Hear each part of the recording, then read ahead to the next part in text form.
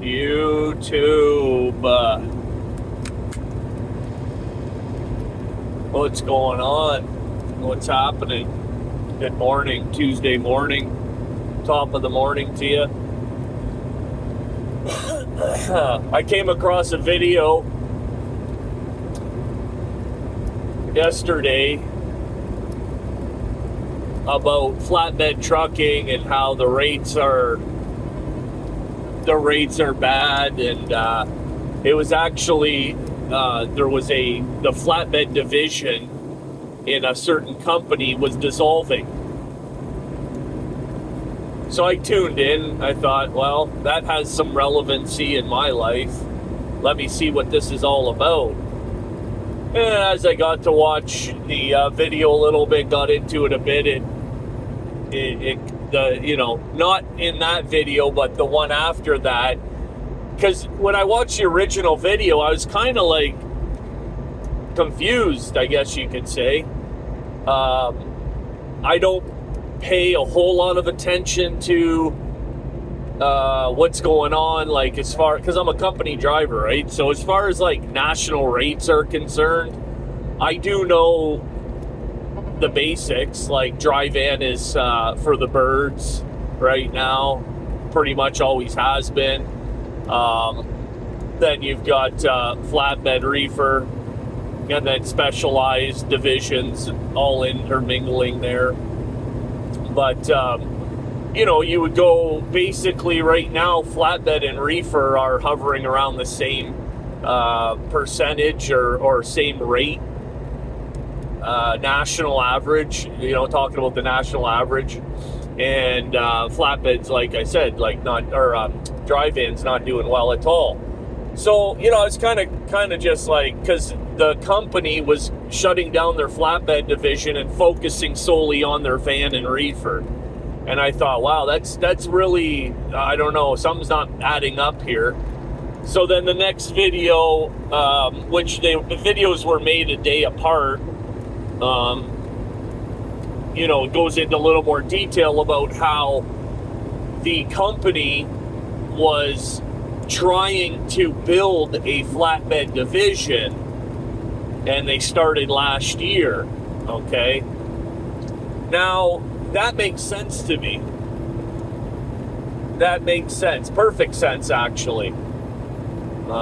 Anyone who's trying to build something from nothing in this market, okay, working off the spot market, working off the DAT board, load boards, whatever you want to call them, right? He's going to struggle. Excuse me. You're going to struggle. Not to mention that this particular company had 5 or 6 flatbeds, like trailers. And, if you're trying, what I wanted to say in this video was that the companies that are flourishing right now are the companies that have contracted freight, the companies that have built personal relationships with their customers, the companies who have, more trailers than they do trucks. Because when you are dealing with shippers, oftentimes what you're dealing with is inventory issues, right? Especially when it comes to van reefer work, but also equally flatbed. In other words, if they're going to contract you to pull their freight, they want to know that when they call you, you have a trailer, truck and trailer, right? They want to know that you're going to have the resources to jump when they say jump. And if you're trying to get into a contracted freight situation as a company with multiple trucks and trailers, but you only have a few of them, that's going to be tough. That's going to be really tough. And like I said earlier, if you're trying to build a company or build a division out of the clear blue sky in today's market, the way trucking is today, I mean, yeah, that's going to be tough. That will be tough. And unless you have a personal relationship with the shipper, with a company where they can kind of do like an under the table deal, it's just not going to happen right now, right? The company that I'm with, they've got many years in the business, a medium-sized company. In out of my terminal, we have 30 trucks dedicated to flatbed, and out of those 30 trucks, we probably have 45-50 trailers and all sorts, right? Everything from multi-axle all the way up to 6, 3, 4, 5, 6 axle. We've got the RGN. We've got the, of course, step deck. We've got the open trailers for your oversized permit stuff. We've got the double drops. And that's what you have to have to start a trucking division or a trucking company. Let's just keep it simple. To start a flatbed company and have I've got a step deck and a couple open decks, and not to mention 90% of our fleet is curtain side. All of our kits they're all kitted out with curtains on them. And obviously you can't pull oversized with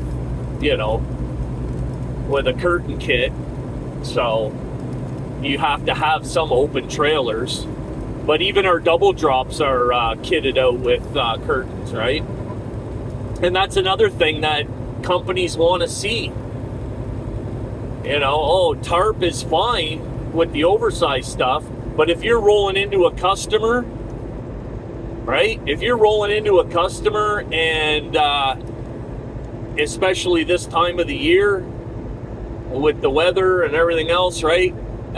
They want to know that their stuff, especially when you get into specialty, specialized hauling, like the stuff that we do. They don't want to have to worry about tarps being torn or not tarped properly and all that, right? I mean, when you're hauling bulk steel and construction materials, if it gets wet, not ideal, but it's not going to be the end of the world. You start hauling $100,000 welding machines and robotics and stuff with fiber optics on it and shit like that. It gets wet. That's a big freaking problem, man. A big problem. And they just don't want the risk. So, yeah, it would be very difficult to start anything up like that. And so I understand if you're working off the load board. MFG, for sure. And then this particular YouTuber was talking about, now keep in mind, I watched a previous video. I kind of stumbled on the channel, and and they're pulling an open deck, an open step, okay, tandem, open tandem step. And I'm watching the one video, literally the first video I'm watching, and they're hauling bulk steel, right? Bulk steel on an open deck, no bridge on the step deck. No bridge on the step deck. How do you pull a step without a bridge? How do you do that? You're over the road and you're pulling a step deck. You need a bridge. Otherwise, right then and there, you're narrowing the scope of what you can pull. And other people will call them a load leveler, right? But yeah, I mean, a 53-foot open step is what they were pulling with no bridge. I mean, right then and there, I'm saying, okay, well, that's a problem. And then I'm watching them the video, and they're like, okay, here, you know, they've logged the whole strapping process, right? Which is cool. And then they're getting ready to roll, and I'm like, what is that? And I look, and their dunnage is hanging off about, like, come saw off the side of the trailer. What? Why is your dunnage like 4 inches off the outside rail of your trailer? And if you're in the flatbed, if you're pulling a flatbed and you're just going down the road like that, I mean, that's a problem. That's a problem. Half an inch, and for those of you who don't know, a 1/4 inch outside the rail on your trailer, anything outside the outside rail on your trailer is oversized. Wide. I'm talking wide, right? So you got 4 inches of dunnage hanging off the side of your trailer. You put yourself oversized for no reason. No reason at all. And then to go down the road like that, that's a big ticket. That's a big fine. I'm not trying to sound like a flatbed snob, but if you're trying to build a flatbed division out of the clear blue sky in today's climate, you need the cream of the crop, rise to the top type of driver, not someone who's going down the road putting your livelihood in jeopardy. You know, like that's just, I mean, I don't know how you build a business on on a sandy foundation, so to speak, right? It's not going to happen.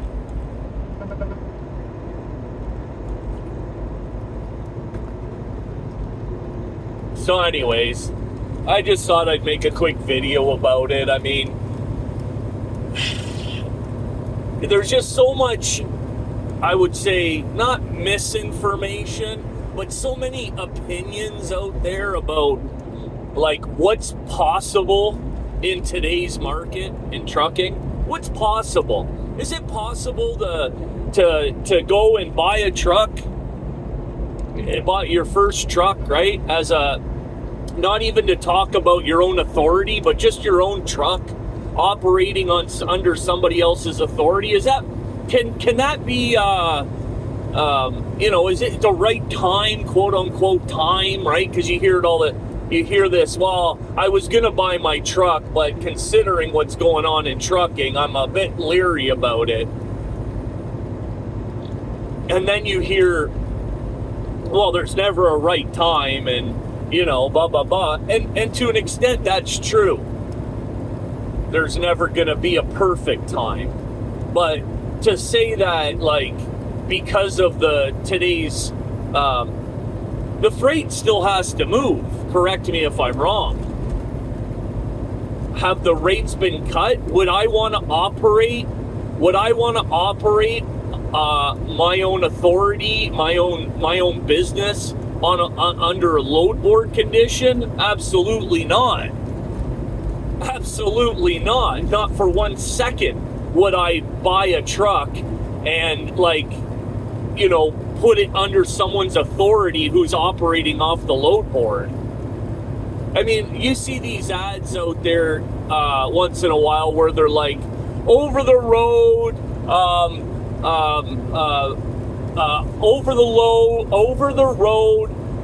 DAT board or load board, spot market freight, right? Operating under spot market freight. I mean, run as far as you can, as fast as you can. But there are many, many, many, too many to count, companies who have contracted or direct to shipper freight, direct shipping freight relationships that are operating, at just fine today, right? Just fine, and that's where I would be. That's where I would go, right? you've got these big companies like TMC and Maverick and and many others. But those guys there, they have contracted freight. Period. End of story. In-house carriers. And if you put a truck on with them, you will be profitable. How can you not? As long as you're willing to work, as long as you're willing to put the time and effort in, you will be profitable. It's not, there's no magic. There's no there's nothing like, oh, if you add a little bit of this no, I mean, other than, your fuel and your maintenance, like what else can you do other than just work? You get on with a good company that is operating under contracted freight. You mind your fuel. You take care of maintain your equipment, and you work. It's not a magic, like it's not rocket science, right? If you think you're gonna put a truck on with a company and mind your fuel, you take care of your maintenance and pull 30 weeks out of the year and then complain that you didn't make any money that year, well, I mean, come on. And do you think I haven't heard that? Heck yeah, I have. Well, I mean, I worked 40 weeks last year and shit, I had to sell my truck. Yeah, okay. Well, this business isn't like a get rich, thing over here. It's a job. So, I just wanted to make a quick video. I guess they call them rant videos on YouTube. And I don't know that I'm really ranting. It's just my, maybe a little, but it's just, I just have a real problem with people's perspective / opinion when, like, they're making initially they're making poor decisions. So of course your opinion's going to be skewed negative. Your perspective's going to be negative. But it all starts with your initial, like your launch, right? How are you going to how are you going to start? And if you, like I mentioned, if you're trying to build something, like the old saying, building something on sand, is it going to last? Absolutely not. So, with the right research and a fundamental understanding of the business, and you can do fine out here. You can do fine. And I will take it a step further and say, you may not even need direct like contracted freight with a shipper if you have like a real relationship, a personal relationship with a broker who's has contracted freight. Then you can also do okay that way too. And what I mean by a relationship is like maybe they're a family member or some shit, right? Not like, oh, I've done work for this guy for the last year. I wouldn't even trust that. Anyways, guys, just wanted to make that quick video. Thanks for tapping in. If you could hit that subscribe and the bell for me, that'd be fantastic. And I'll drop this video here shortly, and we'll see you on the next one. Driver's Lounge, over and out.